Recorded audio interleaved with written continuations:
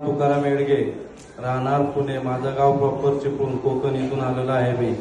माझे वडील 2 महिने व्हेंटिलेटरवर होते. मोठ्याने बोल. माझे वडील 2 महिने व्हेंटिलेटर होते. भारतीय हॉस्पिटलला डॉक्टरने सांगितलं होतं की त्यांची गॅरंटी नाही आहे म्हणून.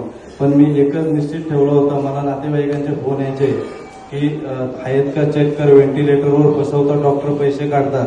पण कमीत कमी 16 लाख रुपये बिल झालं होतं. जेव्हा वडील ऍडमिट केले तेव्हा माझ्या खिशात 1 रुपया पण नव्हता.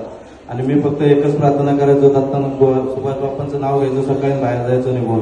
आणि आल्यानंतर बघायचं तर त्याच कंडिशनमध्ये 2 महिन्यांनी प्रॉपर फेब्रुवारीच्या 3 तारखेला ऍडमिट केले आणि एप्रिलच्या 3 तारखेला हॉस्पिटलमधून बाहेर काढले वडिलांना. हा माझा पहिला अनुभव आहे.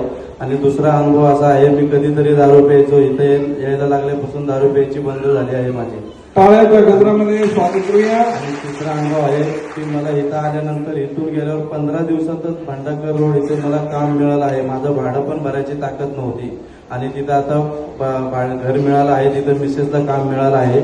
आता मला कुठलंही टेन्शन नाही आहे. टाळ्याच्या गजरात स्वागत. धन्यवाद. आशीर्वाद.